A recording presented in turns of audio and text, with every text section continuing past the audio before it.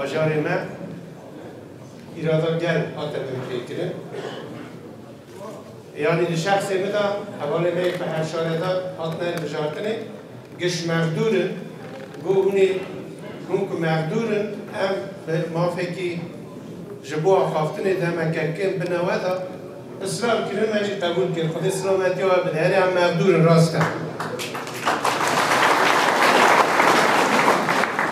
بهر آوای مقدوریت هیا تنس آوای yani باجیز شاردالی و نه اف ذهنیت آن دستراتار ام قریب موزانند فاشیست دخوازه لکی در دنیای ببه برا ببه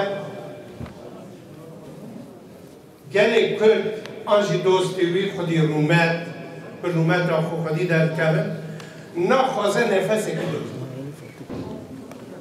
Hun ve parti birinci, hun bir geri dikkat mı?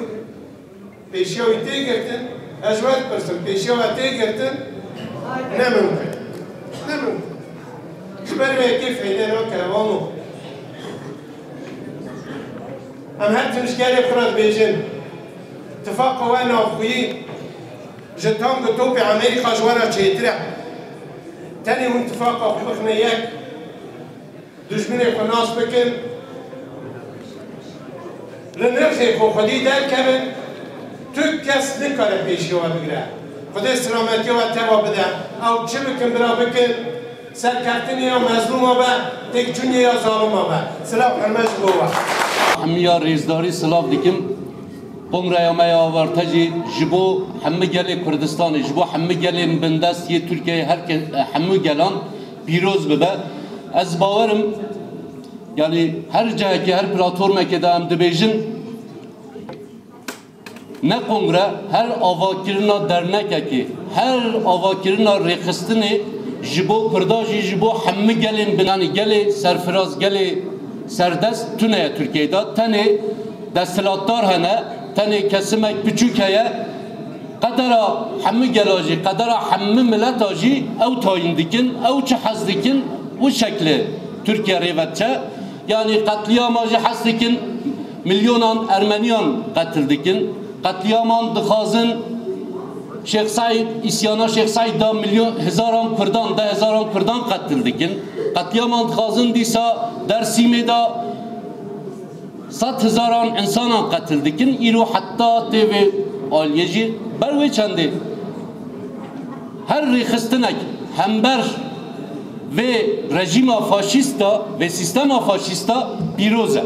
Evet, sevgili eş genel sözcülerimiz öncelikle bana hoş geldiniz. Yine aramızda İnsan ve Özgürlük Partisi'nin hem değerli yöneticiler hem de değerli eş başkanı Mehmet Kamaç da var. Onlar da hoş geldiler. Evet, bu aslında buradaki salon Kürtlerin, devrimcilerin mecali kalmamıştır diyenlere en büyük cevaptır. Hem Yeşil ve Sol Parti'nin kongresinin böyle coşkulu geçmesi hem yine Kürdistani partilerimizden İnsan ve Özgürlük Partisi'nin yine birçok sendikanın, birçok odanın burada bulunması zaten aslında bugün verilmesi gereken en iyi mesajdır. Verilen de en iyi mesajdır. Süreci eğer değerlendirmek istersek çok kısa bir süre önce biliyorsunuz HDP kendi adayıyla Cumhurbaşkanlığı seçimlerine gireceğini deklare etti. Ve hem bu deklarasyondan sonra biliyorsunuz iktidar avuçlarını ovuşturmaya ve yine sistem muhalefeti tarafından da büyük bir feryat koparıldı. İki anlayıştan da kurtarmanın yolu bugün Emek ve Özgürlük İttifakı'dır. Bugün devrimcilerin, demokratların, demokrat muhafazakarların birlikte tek çatı altında buluştuğu ve bu faşizan sisteme yancı olan, onun arkasında savaş için hizalanan muhalefete karşı birlikte duruştur. Bu yüzden de bugünkü kongremizde kutsaldır, önemlidir. İnanıyorum ki bizden öncekiler nasıl mücadele ettilerse bundan sonra da bize de düşen o mücadeleyi büyütmektir. Bu kongrede halkların özlediği, halkların umut ettiği barışa ve özgürlüğe vesile olsun dilekleriyle tekrardan sizleri selamlıyorum. Tüm halklarımızı buradan selamlıyorum. Evet, olağanüstü kongrede, olağanüstü koşullarda bir siyasal buluşma yaşadık. Kongremizin ana teması buradayız ve birlikte kazanacağız. Evet, arkadaşlarımızın söylediği gibi gerçekten buradayız ve birlikte kazanacağız.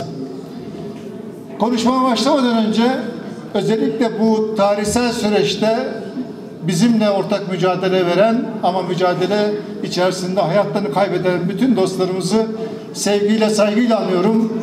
Aynı zamanda bu mücadelenin içerisinde rehin alınmış, başta yerel yönetimlerle ilgili görev almış, yerine kayyum atanmış Selçuk Mızraklı, Gülten Kışanak, Figen Yüksekdağ ve Selahattin Demirtaş şahsında bütün içerideki arkadaşlarımıza buradan sevgilerimi, saygılarımı iletiyorum arkadaşlar. Evet, Yeşil Sol Parti yaklaşık 10 yıllık bir geçmiş olan 11 yıla girmiş bir parti. HDP ile hemen hemen benzer zamanda kurulmuş bir parti. Ancak biz Yeşil Sol Parti olarak farklı siyasal geleneklerden gelen, büyük ölçüde de Özgürlük ve Dayanışma Partisi'ne ayrılarak Türkiye'nin temel sorunlarını ayrı ayrı siyasi partilerle değil, birleşik ortak mücadelemizle ve tarihsel buluşmayla yapacağımıza inanan bir gelenekten geliyoruz. Çok kritik bir süreçten geçtiğimizi ifade ederek başlamak istiyorum. Bizi karşılayacak olan 2023 seçimleri bugüne kadar yaşadığımız seçimlerin olağanlığını yaşayan bir süreç değil aslında. Türkiye iyisiyle kötüsüyle bir 100 yılını geride bıraktı ve bu 100 yılın ciddi anlamda bir muhasebesinin yapılması ve yeni yüzyılın da bu muhasebesi yapılmış kimlikler, inançlar ve mücadeleler üzerine kurulması gerektiği konusunda netiz. Bu konuda toplumun da tavrı net. Dolayısıyla 2023 seçimleri herhangi bir siyasi partinin değil, yeni Türkiye'nin kimler tarafından kurulacağı ve hangi akılla yürütüleceğin bir seçim olacağı için bir anlamda kıymet arz ediyor. 3 tane ülke tarif edeceğim. Birisi Afganistan. Afganistan'da kız çocuklarının ve kadınların okula gitmesi yasaklandı. İkinci ülke Türkiye. Yakın bir dönemde İsmail Ağa cemaatine bağlı Hiranur Vakfı'ndan 6 yaşındaki bir kız çocuğunun evlilik adı altında nasıl bir cinsel şiddet yaşadığına tanıklık ettik. 2 yıl süren bu dava aşamasında baba ve sözde eş tutuklanmamıştı. Elini kolunu sallaya sallaya dolaşıyordu. Kadınlar devreye girdiği andan itibaren durum değişti ve esas yerini buldu, tutuklandılar. Üçüncü bir ülke İran. Jina Mahsa Amini saçı gözüktüğü için gözaltına alındı ama hakkı için direndiğinden kaynaklı katledildi. Jina Mahsa Amini şahsında İran'da yürüyen mücadele, öncülüğünde kadın mücadelesi olsa da İran'daki halkların bir özgürlük mücadelesine dönüştü. O yüzden diyoruz kadınların özgürlüğü bugün geldiği aşamada toplumun özgürlüğünün en öncü gücü. Bu 3 örnek aslında 3 farklı coğrafya, 3 farklı devlet ama 3 tane erkek devlet.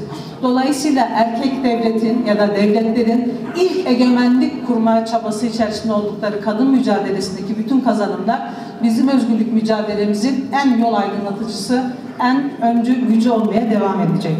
Bu tecrit politikasının sadece İmralı'da değil, yaşadığımız bütün alanlara sirayet ettiğini gösteriyor. Dolayısıyla biz bu hukuksuzluğun en derinleştiği yerden konuşmak durumundayız. Sadece İmralı'da değil, bütün toplumu tecrit altına alınan bu hukuksuzlukla ilgili olarak 2 gün önce gelişen bir gelişme umut verici. Tecrit bir Kürt sorunu değil, tecrit bir Türkiye sorunudur ve Türkiye Barolar Birliği'nin bu anlamda Adalet Bakanlığı'na yapmış olduğu, yani tecritin kaldırılması yönünde yapmış olduğu başvurunda meselenin daha hakkaniyetli olarak ele alınmasının bir adımı olarak görmek gerekiyor. Özü itibariyle aslında tecrit Türkiye'deki siyasal ve hukuksal şiddetin merkezi olarak karşımızda. Biz de bu anlamda hukuki ve siyasal olarak tecrite karşı mücadelemizi yürüttük. Bundan sonra da yürütmeye devam edeceğiz. Emek ve Özgürlük İttifakı ile yeniden kurmaya çalışacağımız 3. yolun yeşermesi, hayat bulması, Türkiye'deki Cumhuriyet'in daha demokratik bir hale gelmesiyle ilgili biz girişi 7 Haziran 2015 seçimlerinde yaptık ve Türkiye'de AKP'siz bir siyasetin olabileceğinin girişini yaptık. Bu girişten sonra 1 Kasım seçimleri gerçekleşti ve 1 Kasım seçimlerinden bugüne kadar geçirdiğimiz süreci bir gelişme süreci olarak bilelim. Bütün antidemokratik uygulamalara karşı kayyum atanmalar, tutuklanmalar, kadına dönük saldırılar, gençlere dönük saldırılar, bu dönem bizim direniş dönemimizdi ve bugün 2023 yılı ve seçimi bize kazanmaktan başka bir şans bırakmıyor. Kazanabileceğimiz güç tam da toplumun gücü. Yani burada seçimi belirleyecek olan siyasi partiler değil, seçimi belirleyecek olan toplumun kendisi ve talepleridir. Şöyle bir ironiyle karşı karşıyayız aslında.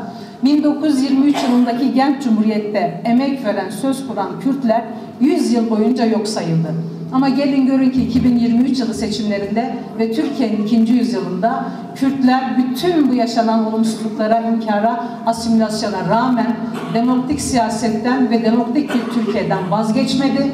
Bunu her zaman dile getirdi, sözüyle, eylemiyle ve bugün de Türkiye'nin yeni yüzyılının demokratik olup olmayacağı Kürtlerin öncülüğünde yürüyen mücadeleye bağlı.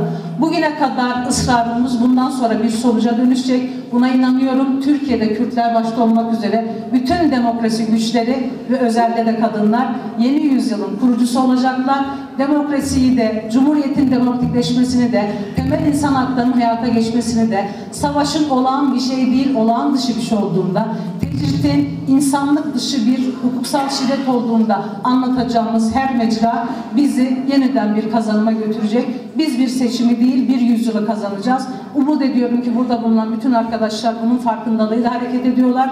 Bize biçilen bir yol var. Önümüzde bunu hayata geçirebileceğimiz ciddi koşullar var. Bu bağlamda emek veren, söz kuran bütün arkadaşlara teşekkür ediyorum.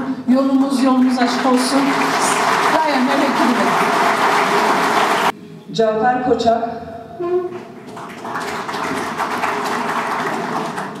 Musa Kadaş, Celal Bartu, Şeref Timur,